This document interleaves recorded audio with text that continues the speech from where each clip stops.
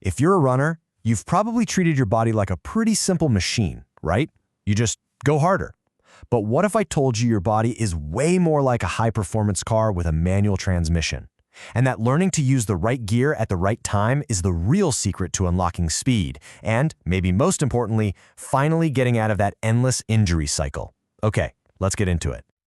So, does this whole scenario sound a little too familiar? You start a new training block, you're feeling fantastic, you start ramping up the mileage, and then, boom, there it is. That same old tightness in your calf creeps back in, and it's usually followed by that nagging ache in your lower back. So you rest, you recover, you start all over again, and the whole cycle just repeats itself. It is so frustrating, and it feels like it's just part of being a runner. But I'm telling you, it's not. You see, the problem isn't that you're not trying hard enough, or that you're just injury-prone. The real problem is you're using the exact same running form, that same single gear, for literally everything. For your slow jogs, for your marathon pace, and for that all-out finishing kick. Think about it. You would never drive your car everywhere stuck in first gear. So why on earth are you asking your body to do exactly that? So here's our game plan. This is how we're going to build your body's new user manual. First, we have to really diagnose that one-speed problem. Then we're going to build your new transmission, gear by gear, starting with the slow and safe modes before we get to your big race pace engines. After that, and this is maybe the most important part, we'll uncover the master key, fixing what's called glute failure. And then we'll put it all together in your brand new runner's toolkit. So what is actually happening when you run everything in one gear? Well, you create this super predictable chain reaction of failure. Your body, it just defaults to what's easy, which often means overloading the small muscles, like your calves. While the big engines, your glutes, they just kind of stay dormant. And this leads directly to that classic, frustrating calf, back, bloat injury cycle that stops you right in your tracks. Okay, let's start building the foundation of your new system. Now, these first two gears, they're not just about running slow. Not at all.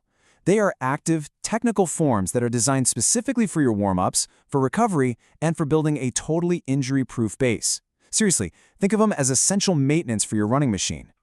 First up, we've got the tractor gear. And I want you to forget everything you know about a lazy, foot-dragging shuffle. The tractor gear is slow, yeah, but it's powerful and it's purposeful. The key cue here is to think marching in place. You are actively lifting your knees and then placing your feet down, which forces your hips to work through their entire range of motion. It's basically an active mobility drill that's disguised as a run. So let's break down the mechanics here. Your hip flexor, your psoas, is doing the lifting of the knee, and your glute is driving you forward. Now, because you're lifting high while you're moving slowly, your cadence is going to naturally shoot way up. We're talking over 185 steps per minute. The main thing to watch out for is psoas burnout, so you got to ease into this gear. And this is crucial. Avoid landing on your toes like you're prancing. The cue is march flat to protect that Achilles. All right, now for gear 2, the glute shuffle.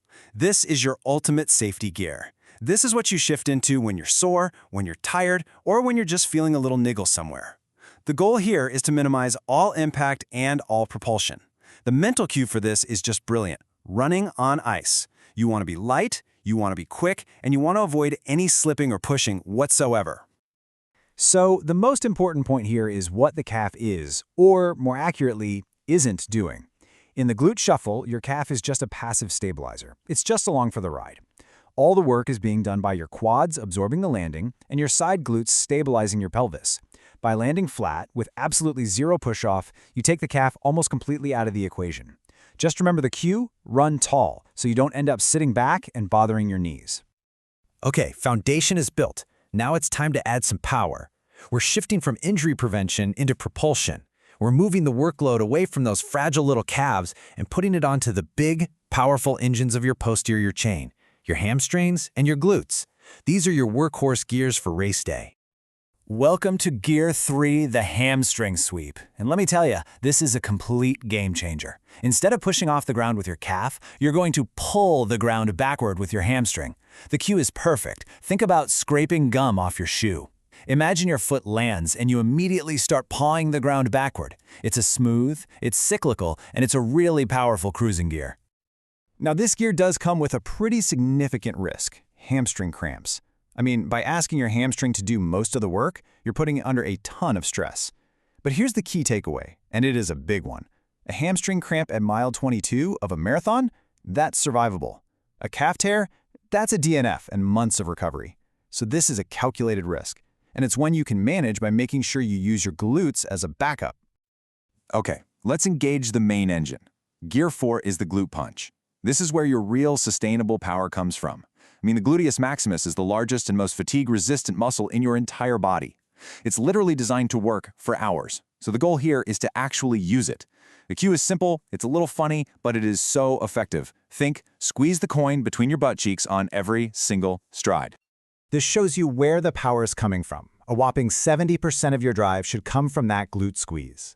But, and this is a huge but, it comes with a critical warning. If you try to punch with your glute but your core is totally disengaged, you will arch your lower back, and that leads directly to pain. So that core lock or ribs down cue isn't optional. It's absolutely essential to making this gear work safely and effectively. So you've got your foundation, you've got your race pace engines, now for the afterburner. This final gear is for all-out speed. We're talking about the finishing kick. It's a high-risk, high-reward form that relies a lot less on pure muscle and a lot more on leveraging the physics and the technology that's built into modern super shoes. So let's meet Gear 5, the toe catch. I want you to think of this as controlled falling. The cue is simply lean and lift.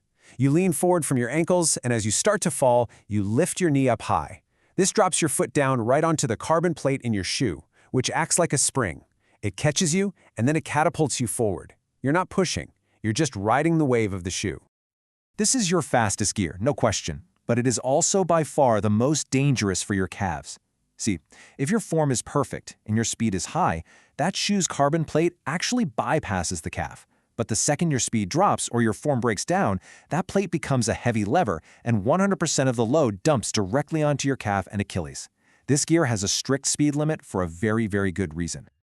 We've just built this beautiful 5-speed transmission, but you know what? None of it matters if the engine isn't even turned on. This is, without a doubt, the most important part of this entire system. If your glutes are offline, what we call glute failure or dead glutes, none of these gears will work and your body will just default right back to that same old calf-destroying single gear. Your body is screaming at you with warning lights when your glutes aren't firing. And just look at this list. It's the exact list of problems we started with. Your recurring calf pain and back tightness, those aren't the problem, they are the symptoms of the problem. And the root cause is glute inactivation. You can even test this yourself mid-run. Just reach back and poke your glute on impact. If it's squishy, well, it's asleep on the job. And this explains exactly why. It all starts with that forward pelvic tilt, which a lot of us get from sitting too much. It kicks off this disastrous chain reaction. First, it tightens the psoas, which blocks your hip. So to compensate, your back arches, creating what we call fake hip extension. And in that arched position, your glute is mechanically switched off. It literally can't fire. So where does all that force have to go? Straight down to your calf. So how do we fix it? You need a strong chassis. An exercise like the dead bug is completely non-negotiable. It teaches your brain the single most important skill for a runner, how to move your arms and legs independently while keeping your core locked down and your pelvis stable. That cue, crush the floor with your spine, that's the feeling. That's what you need to translate directly into your running to stop that back from arching. So, let's put it all together now. You no longer have one single faulty way of running.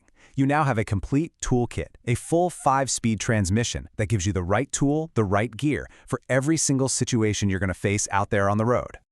And here it is. This is your complete user manual. You've got the running on ice safety of the glute shuffle for your recovery days. You've got the scraping gum pull of the hamstring sweep for your marathon pace. And you have the squeeze the coin power of the glute punch for racing. Every gear has a purpose, a muscle that drives it, a risk to manage, and a key cue to make it all work.